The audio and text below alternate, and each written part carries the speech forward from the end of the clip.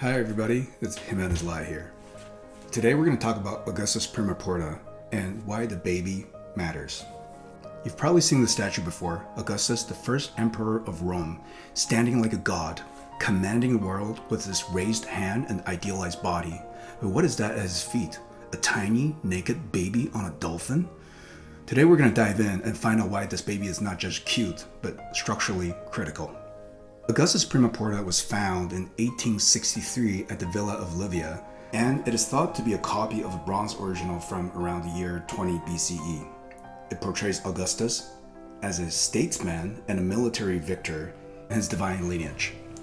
But let's get one thing straight, this isn't just propaganda. There's a structural diagram behind this masterwork of engineering, and that baby, that little figure, is Cupid, the son of Venus. Sure, Cupid reinforces Augustus' claim to be the descendant from the goddess, but the reinforcement goes beyond the rhetorical. This baby is literally holding up Augustus, structurally.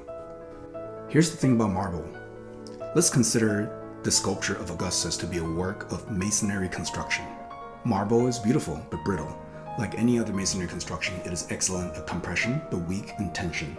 In areas like ankles, arms, or anything performing cantilever, marble tends to break off, especially if there is a structural imbalance, like a contrapposto, which we'll talk about in a later video.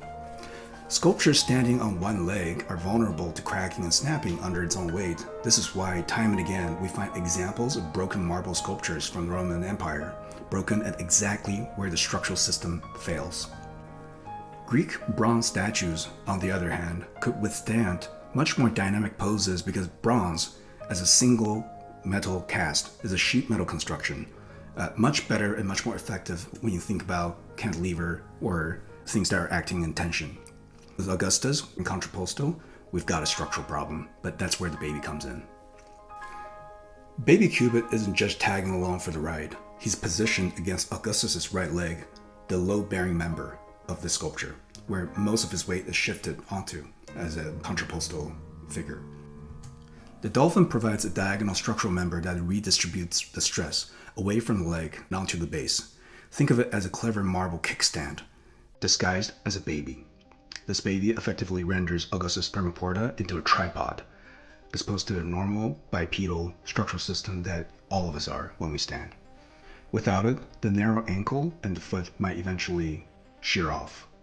With the Cupid and the dolphin, the statue can stand for centuries, which it has. This isn't just a symbolic sculpture, this is a structural strategy. This baby conceals the reinforcement system in plain sight. And you'll see this trick all over classical statues, and you will never unsee it again. This is where Roman ingenuity really shines. When the sculptor wants drama, movement, or grace, medium like marble, they had to cheat physics with something that looks like art. Sometimes it's a tree trunk, sometimes it's a sword or a club or a shaft. A draped cloth that touches ground, even wind-blown cloaks, and sometimes people run out of ideas and it's simply a smaller copy of another human or straight up another structural member, just a column sometimes. And other times people can't figure out a lateral support system and they leave the evidence of the structural armature in the sculpture. These aren't just for aesthetics, they're marble engineering hacks. Cupid, here, this baby, is particularly clever. It is both symbolic politically, but structurally sound. Let's not forget, Augustus wasn't just showing off his calf muscle. As a work of propaganda, he was making a case for his divine right to rule. Cupid, the child of Venus, subtly reminds the viewers that the Julian family's mythical ancestry, tracing their line all the way back to Venus herself, the goddess herself. So now we've got a few layers: the divine ancestry, the naval combat victory over Antony and Cleopatra, symbolized by the dolphin, and the structural support that makes the statue physically viable. One little figure, three huge roles.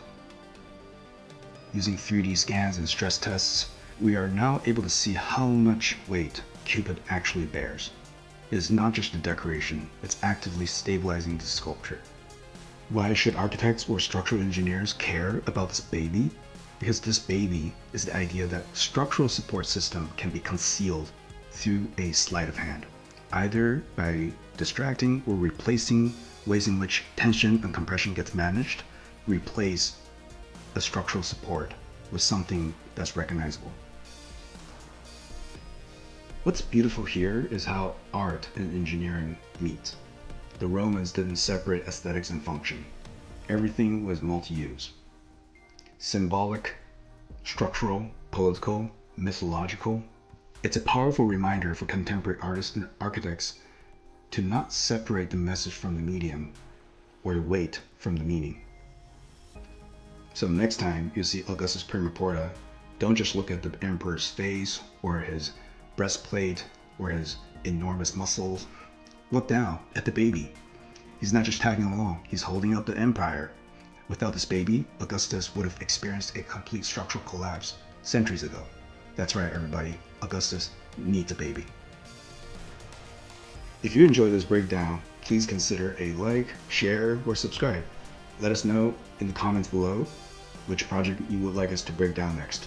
And remember, every detail tells a story, even ones hiding at your feet.